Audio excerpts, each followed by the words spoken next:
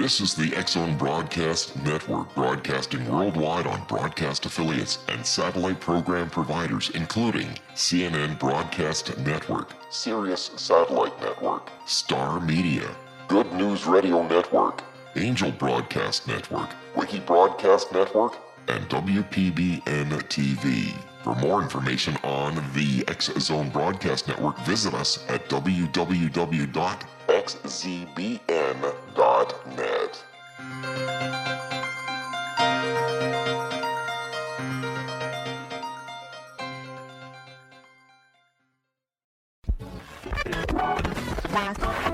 All Hit Radio.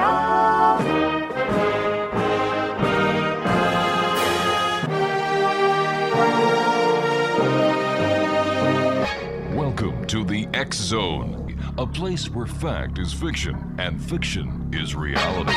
Now, here's your host, Rob McConnell.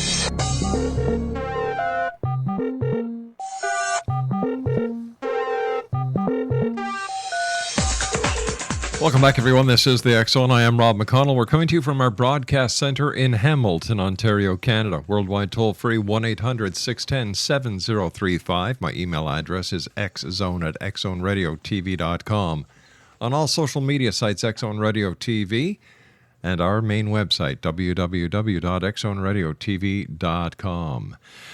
Exonation, we're going to be speaking to R. Scott LEMRIEL this hour. We're going to be talking to him about the Say-Rays agenda. Now, after 40 years of extensive experimental research into the UFO and extraterrestrial phenomenon, and via numerous conscious out-of-body travel and bi-location explorations into parallel and higher dimensional realities, as well as from journeys along the past and future time track, Scott has finally put forth the Say-Rays Agenda book from among 4 completed book manuscripts. This is his second published work. His first publication came out about after he sent a very special document he wrote to a dear woman friend for her benefit. Soon after this, he received a request from a European publisher asking if this very special document about the discovery of new uplifting transforming energy, or ray, could be published as the last culminating chapter of her about-to-be-published autobiography titled The Venusian Trilogy. Very shortly after giving permission, Scott accepted a contract from Page Publishing in New York to publish the Say-Rays Agenda. Joining me now is R. Scott LEMRIEL. And Scott, welcome to the X-Zone. Pleasure to be here. Scott, where does your interest in UFOs and extraterrestrials come from? Comes from my childhood, Rob. It really happened when I was 5. It started in Utah, where I grew up near Salt Lake. Mm-hmm. I was walking up the steps to my parents' brick house, and they were having a normal human argument. And I could see their auras, and there was a red energy between them. It's just a normal human argument, not violent. And the rays coming from that were painful to me, and it caused me to leave my body and hover above it. And I discovered that I was a mature adult, and I was looking up into a sphere of energy. And in this sphere of energy were geometric formulas and the positions of the star patterns, and I knew where I was, and the only thing I could think of was, Earth, what am I doing on Earth? That's where this started, and that's pretty profound for a 5-year-old. And that compelled me to go back in that body, and many years later, I was living in Washington State near Mount Rainier, not far from there, in a place called Cherry Crest. Yeah. And like any child who's interested in what their parents are doing, I wondered what this fascination was with beer. So I decided to get up, sneak up, 3 o'clock in the morning, go in the fridge, grab a can of my dad's beer, and sneak out the bedroom window, go across the lawn up to this narrow roadway up in the forested area that had a beautiful view of the night sky. Mm-hmm. And I popped this can of beer, and the next thing I knew, I was flat on my back, spread eagle, with this can of beer open in my hand, unspilled.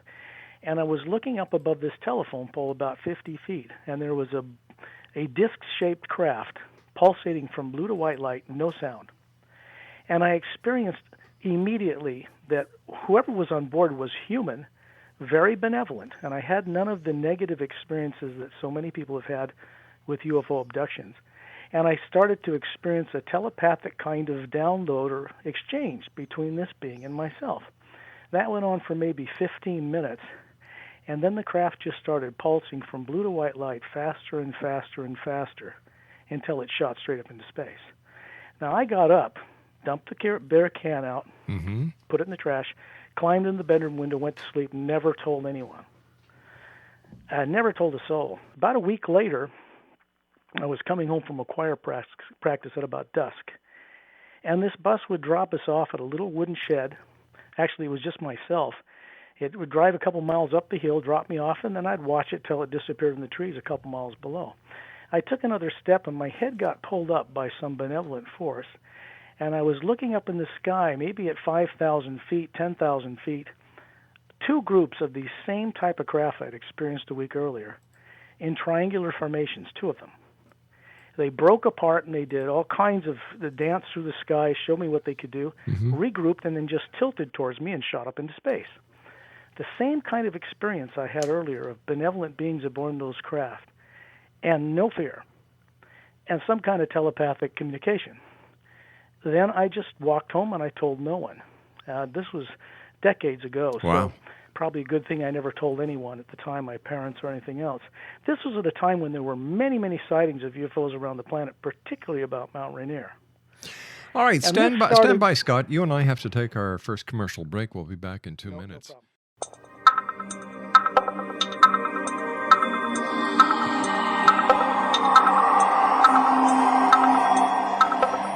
Explanation, we're talking about the Sayres agenda. Scott LEMRIEL is our special guest. He's the author. His website is www.paralleltime.com. That's www.paralleltime.com. All right, Scott, sorry we had to cut you off during the middle of your story. So if you'd like to pick it up. No. That's fine. So if you'd like to continue it. Yeah, I just finished this last statement about not speaking to anyone about my extraterrestrial experiences. There were, of course, many more and more profound ones throughout my life. We don't have time to go into all of them here, but this is what started me on my journey to exploring, in particular, purposefully hidden truth. This is the way I came out of these experiences. I was driven to find out what I could in exploring purposefully or suppressed hidden truth through direct experience so that one day I could do what I'm doing now, and that's not only share with people what's revealed in the book, but a way they can access it for themselves safely. Let me ask you, Scott, where are these visitors from? The Sayres, speaking of the Sayres? Yes. Okay. The Sayres are human. We have the same DNA that they have. They're very tall. They're anywhere from 18 to 25 feet tall. They were the fathering or sponsoring benefactors of ancient Lemuria and many other cultures that go back in the history of this planet people know nothing about. When the dinosaurs went extinct more than 55 million years ago, this planet has been capable of supporting human life, and there's a history here that's missing, entirely missing from the consciousness of people here who live on their own planet. The Sayres basically brought into existence many sentient, benevolent beings, human, humanoid, and other races, animal and plant life, placed them on many worlds and vanished over 1 billion years ago. Recently, and which is why I wrote this book, they announced they have gone through a consciousness change, and they've realized they need to be more responsible for overseeing some of the younger races, and have decided to return. That return was first announced through a huge organization of world systems. This is going to be hard for people to understand because they're being deprived any of this knowledge here on purpose. But there's over 450 million highly evolved, benevolent spacefaring races in just 1/4 of our Milky Way galaxy alone. And they are comprised of a benevolent organization called the Galactic Interdimensional Alliance of Free Worlds. There are a few totalitarian races out there, make no mistake about that. And they have, and we'll get into that, how they gain some influential control on this planet and what's about to be done about it. So why don't they just show themselves, get it over with, and say, all right, guys, Yes. we planted you here, we're responsible, we're here to set the record straight, we're going to help you clean up the mess that you've created because we're going to take responsibility for this as good parents should? Yeah, that's a great question. The reason is simple. It has to do with what happened after World War II under President Eisenhower. because what people don't know is he first met with benevolent beings out at Edwards. And it scared him. I mean, think about this guy. Comes out of World War II as a 5-star general, has control of nuclear weapons, and suddenly realizes there's beings from other worlds who want to meet with him, particularly because we were setting off hydrogen and nuclear bombs. Right. They are outlawed off this planet. Out in space, they're outlawed. They don't even make imbalanced isotopes or radioactive materials. Their ships aren't powered that way. There's no constructive use for them whatsoever. I would imagine, due to their evolution and due to their superior knowledge of science, physics, and everything else, that radiation or radioactive material to them is poo-poo. It's child's play. Yeah. One thing I want to state right away about how they are already intervening. The reason I'll get into why they don't show up just yet doesn't mean they aren't with some people. They're just not on a worldwide basis yet. The reason is because of who has broken an off-world treaty, a totalitarian extraterrestrial group that has gained influential control over the military-industrial complexes of this planet. That's the worst problem. They're sore losers. If they were kicked off by force, they'd ruin this place on their way out of town. So it isn't that they haven't had the technology or the benevolence to come down and free this planet and its people. It's they have to figure out a way to do it in a way that is not done through death and destruction, and that's quite a trick to pull that off. So under Eisenhower, he had to turn down this first ambassador. They said, look, we can straighten out your planet, neutralize your radiation, clean up your water, give you spacefaring technology, invite you to be a member of this organization. You would have been we could have been a spacefaring planet at the end of World War II. So why didn't Eisenhower take them up on their offer? It's simple. You're beginning to fight a Cold War with the Soviet Union. You have nuclear weapons. A race comes up to you and says this. Under treaty and by law, they said, we can help you, but you have to give up all your radioactive and nuclear bomb materials worldwide, or we can't. And he obviously knew he couldn't get other countries to do this. He had to turn them down. He said, but let me ask you at this point. Did these ETs go over and see the people in Russia? Did they go see the people in the United Kingdom? Did they go around the world and meet with all the and the worldwide leaders said no? 35 countries, right. Does that? And one of the reasons for that is simple, though, because if you have somebody say, we'll give you this, but you got to give up all your tools of power to do it, you would think, well, wait a minute. What if these guys aren't for real? We give up our weapons like that. We're defenseless against a foreign power or an aggressor species from outer space like yourselves. You turn out to be lying to us. So he had to turn them down. He knew he couldn't get the other countries to agree. And they said to him, we will be back at a time maybe when you're more receptive. But I'd just like to back up for a second here. You said that the ETs met with the other 35 countries. So why was it left up to Eisenhower, who said, and this is what you said, he knew he could not get the others to agree. So what was it, that they approached Eisenhower, or they did the entire 35 nations? No, actually, that's not correct. They didn't meet with all 35 countries involved in deciding to classify their knowledge of extraterrestrials. All right, they met with two people, the Soviet Union and the United States, because of the Cold War, secretly. So why only those two countries? Well, because they had the nuclear weapons. They had the ability to destroy this planet. And destruction of this planet would harm hundreds of billions of people outside of Earth in both parallel dimensions and other worlds. That people don't understand how we're interconnected. So they're not going to allow that to happen, number one. And it hasn't happened, or we would have been blown apart already. What about Fukushima? I wanted to get into that. Okay, this is real important stuff because it's current. Right. To give you an example of how they are intervening just short of war, because it's a kind of Cold War, an off-world Cold War, is this. Fukushima was, they say 10 times, I think it was 100 times worse than Chernobyl ever was. You with me? And Chernobyl killed millions and millions of people.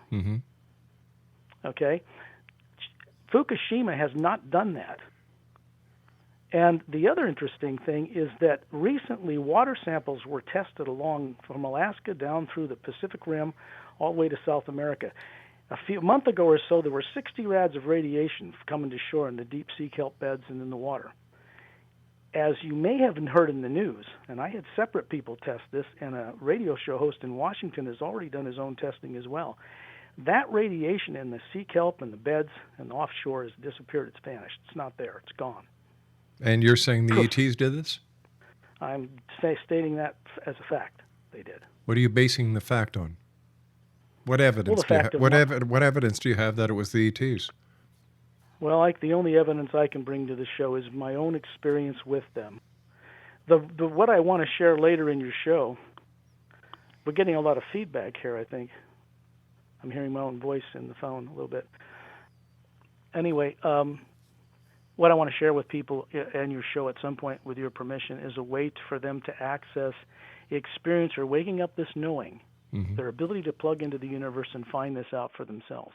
In other words, a safe way for people to explore purposefully hidden truth and have it wake up within them. That's really the reason why I'm on the show tonight.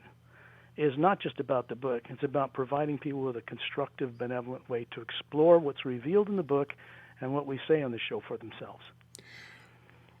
You know, I've been doing this show for 22 years. I've heard a lot from a lot of different people. I don't doubt it. But when it comes to proof, no one for 22 years has been able to give me proof, evidence. You know, I was asked the same question on the Coast to Coast show, and the answer I gave was, I think, unexpected. I basically said, and this is a fact, I said, with all of the wonderful research and the hard work that so many UFO researchers and people that have been trying to uncover purposefully classified material because they suspect it's not good for people, that it's being covered up, in all the time they've been on all the radios in history, no one has ever been able to come home with the smoking gun, and there's a reason for that, and it's very simple.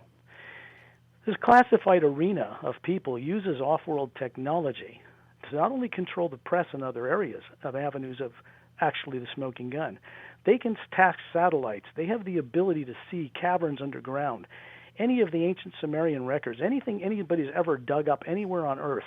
And with an agreement between 35 countries that happened after World War II, if something is even suspected as being found that could blow the whistle on this classification system, it's covered up, classified, clamped down, and no UFO reacher will get anywhere near it. And they're very good at what they do. Now, that's one way of giving all the people who claim to be UFO researchers an easy out for not being able to supply any evidence to go along with their stories. You know, I agree completely, Rob. So I'm very skeptical. Very skeptical. I don't blame you one bit. I would be too. My experiences in having direct contact with beings from out of town and with what they're planning to do to transform this planet. The only reason I do this is to try to get across a message to people about a coming uplifting transformation to this planet that has recently, in the last 3.5 years only, been greenlit off-world to take place, because if they don't change this place, it's going to go up in smoke. And that will be negative repercussions on them for hundreds of thousands of years. They're not going to let that happen. All right, so no matter what the world conditions are. All right, so what is the problem here then? Why don't they just show themselves and say, hey, listen, guys, we gave you a chance. You didn't want to take us up on it. We're stepping in now. Russia, the United States, India, the UK, whoever has nuclear missiles, bang, they don't work anymore. Yeah, it's interesting, isn't it? So why don't they do it? We haven't had a nuclear... Well, here's one thing that... Hold on, we've got to take our news break at the bottom of the hour. We'll be right back. Exonation, R. Scott LEMRIEL is our special guest. www.paralleltime.com, and we'll be back on the other side of this commercial break with the news as we continue here in the X Zone from our broadcast center in Hamilton, Ontario, Canada. I want to believe, but I want to see the proof. We'll be back. Don't go away.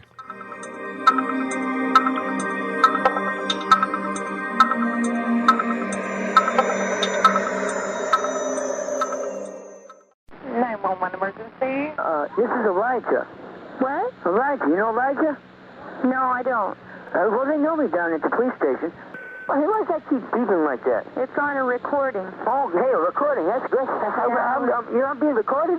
Yes, sir. Hey, that's great. I want everybody to hear about me. Pretty soon I'll be world famous. That's the truth. I'm going to Jerusalem pretty soon. God's going to take me his way, a spaceship. UFO, you better believe it. They're everywhere. Everybody has seen, millions of people have seen them all around the world. Well, that's great. Yeah, that's right. And God bless the police officers and the scientists and the ordinary people that talk about these UFOs, for they do exist, and I know all about them. I'm a ufologist. I'm the #1 scientist on this planet. I'm an authority on them. I'm a scientist. Okay. Yeah, you heard of Albert Einstein? No, but I'm going to have to go. I got other Well, I can explain it to you, his formula of relativity. Well, I don't have time to hear Einstein's I'm theory of relativity. but it's very simple. E does equal MC squared. That's right. Okay, Emmanuel equals the Messiah coming the second time. It's elementary, my dear Watson. Einstein was a Jew, and I'm a Jew, and very few people in the world understood him. That's right. I'm an engineer, I'm an electrician, a plumber, everything. I can do anything. Well, that's wonderful. And I'm the world's greatest entertainer. Well, I'm worth about $50 million a year. Elijah, I got to go now. Okay. God bless you. Bye-bye. Bye-bye.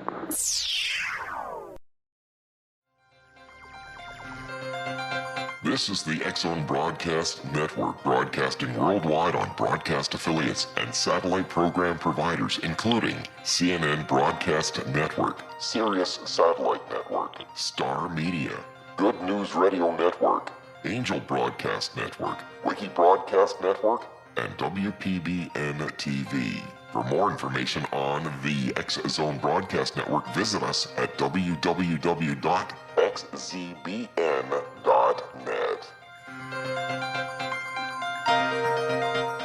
Scott LEMRIEL is my special guest. He is the author of the Say Rays Agenda. His website is www. You got your pencils there? There you go. paralleltime.com. Scott, before we went to the break, we were talking about President Eisenhower, and you were saying that there was a second meeting as well. Yeah, there was. Under treaty, off-world treaty, people on Earth don't know about. It's a 500,000-year-old treaty that's kept people from outside this planet from having an all-out war. He met with another group, a totalitarian group, bipedal non-human group, very advanced. And he didn't have a good feeling about that or them in their presence. And they said, look, we don't care if you give up your nuclear weapons. We'll give you, under treaty, some off-world technology. And Eisenhower said, we can't do that, because they wanted to do some experimentation, genetic experiments on some of the population of the Earth, which they claimed would be taken aboard, get a DNA sample, put back, no memory, no harm. Of course, they lied about that. And I think everybody that's done any research in this area knows that. Eisenhower turned them down. This ambassador is clever. He said this to him: if you don't sign a treaty with us, we'll go to the Soviet Union and we'll make them the preeminent power on this planet. And that, during the beginning of the Cold War, was something Eisenhower and his generals really couldn't pass on to get that technology. What Eisenhower didn't know was they were already in the Soviet Union, another representative, proposing the same blackmail pitch to them at the same moment. This is how we got into this sudden technology.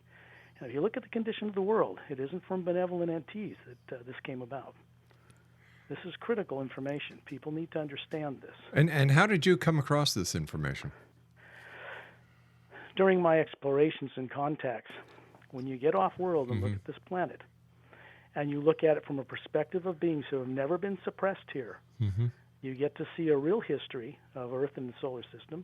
You get to have an understanding of the forces that are embedded here in bases underground around this planet, and how they got there and what they're about to do to neutralize that safely.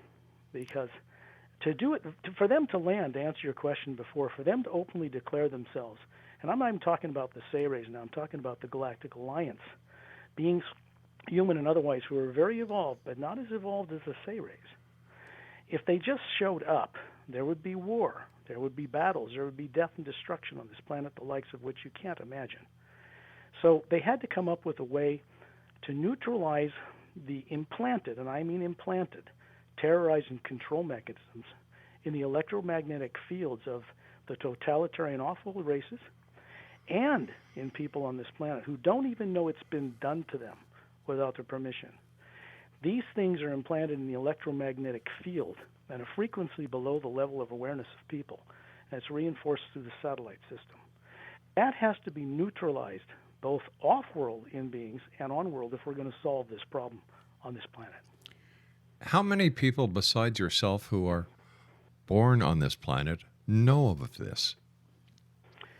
Yeah, I think nobody except the last number of radio shows I've been on. So how do we know that you're telling us the truth, that this just isn't a made-up cockamamie story to help sell books and to get notoriety and to get on radio shows?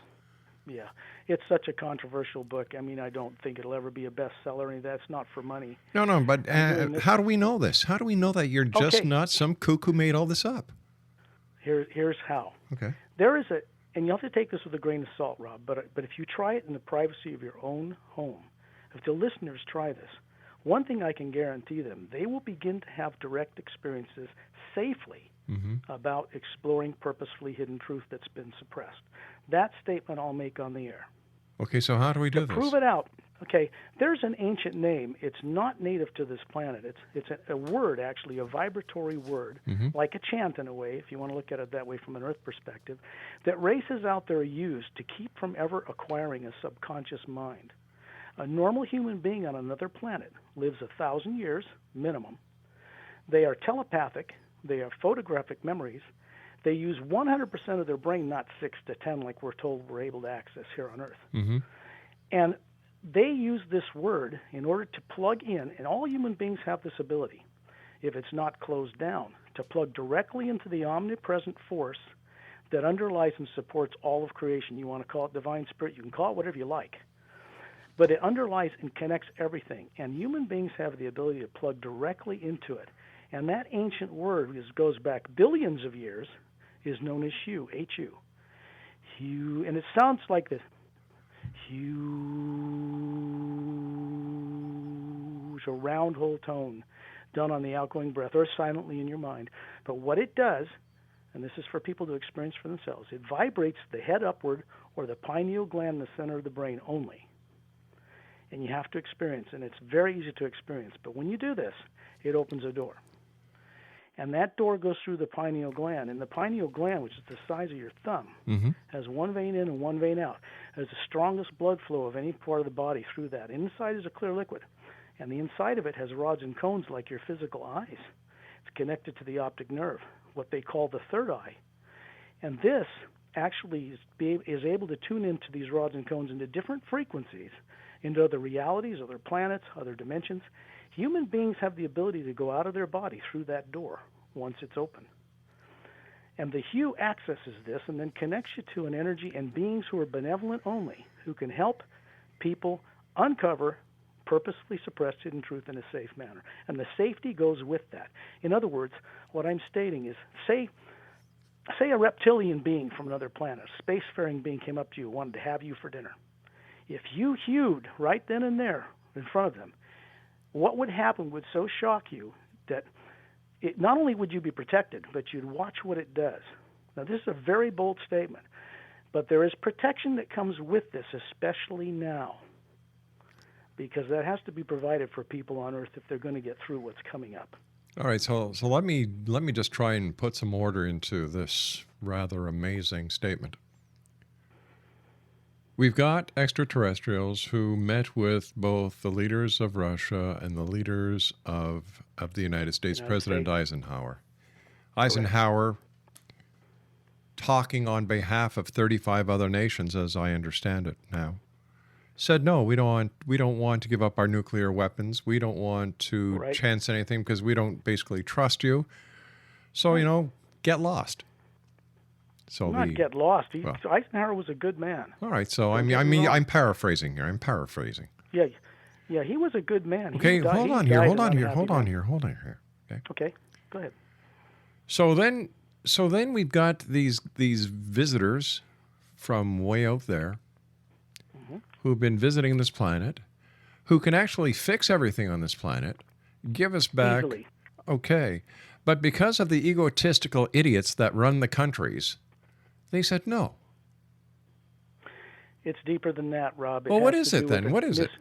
It's a misuse of alien technology to implant the hidden elite leaders on this planet who got into a treaty agreement, and then they got controlled by it. In other words, what I'm telling you, the people on this planet and the leaders on this planet, the hidden elite cabal, are no longer in control of what they're doing. If they were, they wouldn't do what they're doing.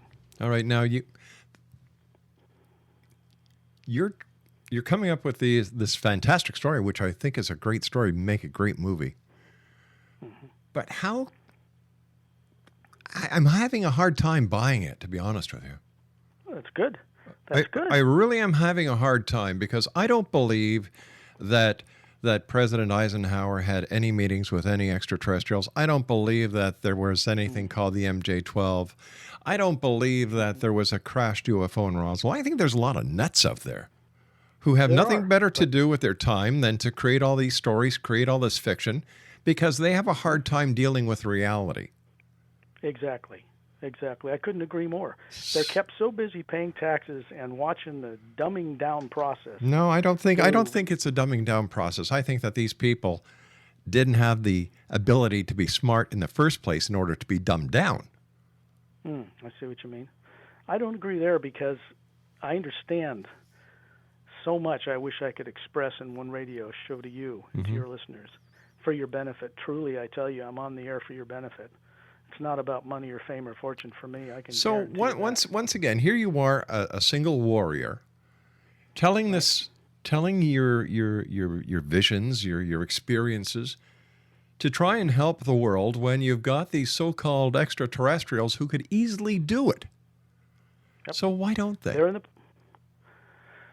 What I'm trying to share with people tonight, Rob, is that they are in process to transform this planet. It's already underway, and it cannot be reversed. So why don't they tell us? Why don't they tell us? They are. There's a way to get in touch with them telling you. All right, so we're all going to start going around going, phew. The only thing that matters to you or your listeners or me or any other human being, and I know you know this, is not what I say or what anybody else ever says. It's your own experience, right? Yeah, you're right. Just your own experience. The hue which I'm sharing with you is done 10 or 15 minutes a day at a set time. It sets up a link. It not only sets up a link to plug into the omnipresent force that people are made of, part of, but it connects you into the benevolent beings out there in the physical universe, and from higher realities, they're in process to try to save this place, and it begins a process in your dream state at night and during the day to start to wake up stuff that you already have the wisdom and understanding of suppressed. If that surfaces, you just inherently begin to understand and know for yourself without remaining in speculation, doubt, and fear. The hue will do that. Well, I've got to be honest with you. I don't live in fear because I don't believe anybody's out there. Okay. I really don't. You know, there's only one thing that a person has to fear, and that's fear itself. I agree. You've got a lot of people out there. Most people, I don't think most people have your lack of fear. Let's put it that way. I think there are more people who are on the ball than those who have fallen off the cabbage patch because all they do is immerse themselves into the internet and to the squalor that lies there. Yep, I agree. You know? I don't have time for that. No, I completely honor and respect everything you're saying. The only thing I'm sharing with you is this you, and I'd like to demonstrate it again for you if I may. Sure, please go ahead.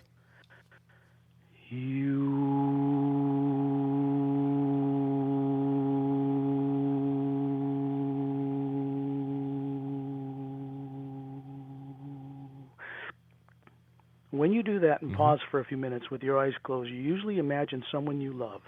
It can be a dog, a pet, wife, kids, anything. You go into the you and you ask to be shown, and I would say this: show me purposefully suppressed hidden truth on a grand cosmic or multidimensional scale. And if you do that, watch what happens.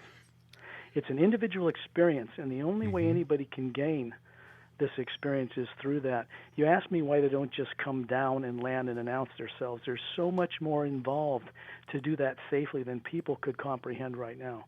They are in the process of doing what you're saying. This next few years are going to be very, very interesting on this planet, and it is not a future people are going to be expecting. Okay. It's just not. The prophesied destructive destiny Armageddon for this future has been significantly permanently altered in just the last 3.5 years for this planet. And people are going to begin to see signs of that in very unusual ways. And then there will be a massive landing around the planet, an announcement from the White House, etc.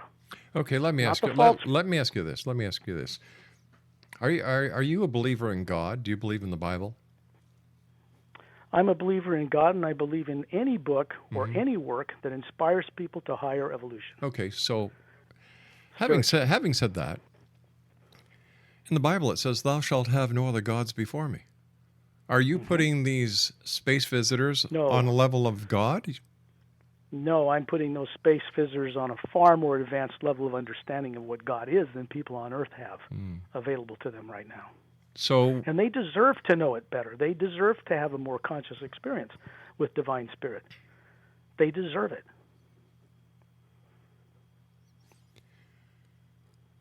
Once again, the question of the hour is why you? Why have you been chosen to spread this word? Are you a modern day prophet? No, I don't get into Earth terms that way. Well, I wasn't. You're chosen. an Earthling, aren't you? I wasn't. No, yes, but I wasn't chosen. I was co-created my position over time, in trust, to be able to speak about this in sincerity and truth. But people. why you? And I knew how controversial it would be. But why you? Because of my background and experiences. My background and experiences goes back into other worlds, other lives, other planets. History millions of years old on this planet. Human beings, the soul, the Atma as they call it outside this planet, they refer to the Supreme Being as Prime Creator. Prime, single, whole Creator. Not two gods, not five, one. Omnipresent, omniscient, omnipotent spiritual force. You and I have to take our final break. Stand by, Scott. Okay. Yep. All right. Exo Nation, you're listening to this just as I am. You're probably just as confused as I am. We'll be back on the other side of this commercial break. Hopefully, we'll be able to straighten something out in 4 minutes and 50 seconds. My name's Rob McConnell. This is the X Zone. We're coming to you from our broadcast center in Hamilton, Ontario, Canada. I think we'll be back. Maybe we won't.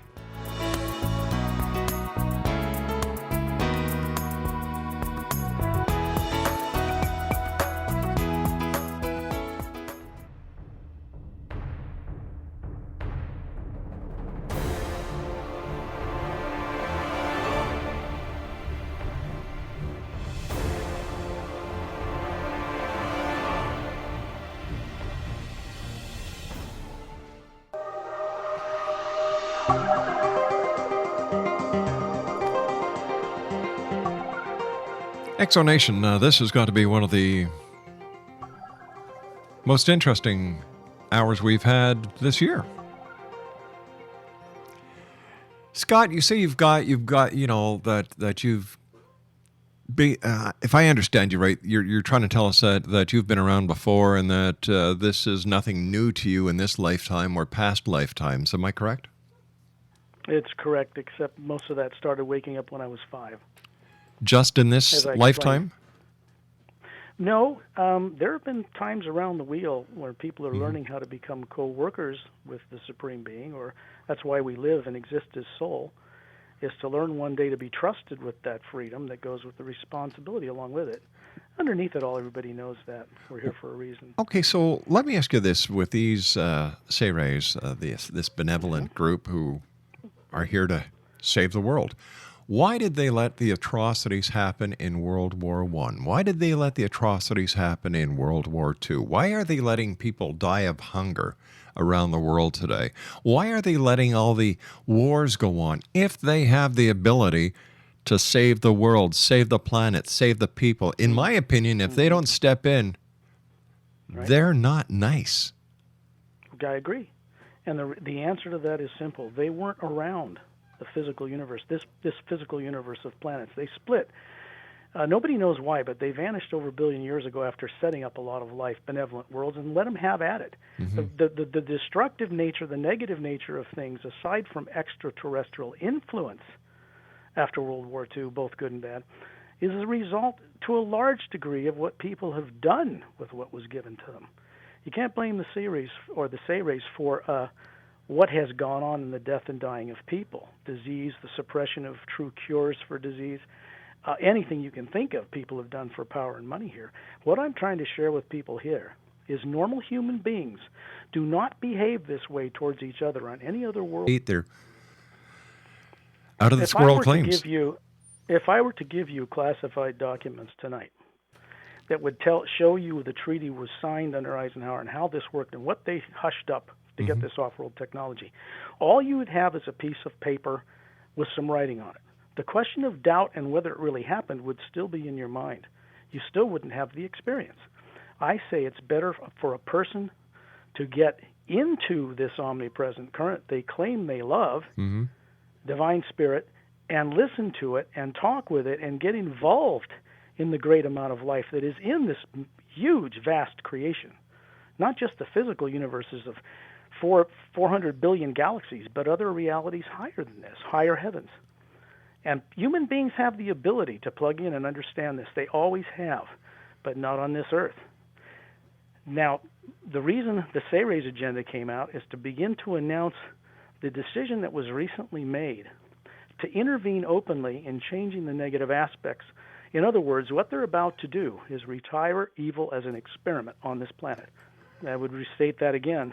The process is underway to retire evil as an experiment on this planet permanently. Scott, I want to thank you so much for coming on the show tonight. I will try the Hue. We're going to take your audio and we're going to put it through synthesizer, see what frequencies, and my producer said that he's going to try and bounce it off a satellite to see what happens. We'll let you know. Okay, thanks, Rob. You take care now. Exonation, Pleasure. Scott LEMRIEL was our guest this hour. www.paralleltime.com. I'll be back on the other side of this news break at 6.5 minutes past the top of the hour as we continue here in the X Zone with yours truly, Rob McConnell. This is a place where people dare to believe, and it's also a place where people dare to be heard. And I'll tell you something, Exonation. It had to be Hugh, or you've got it. Maybe it's called a UFO. Or you have to be kidding. Or you have to be a little cuckoo. That's what happens when you don't take your Prozac. We'll be back on the other side of this break. Don't go away.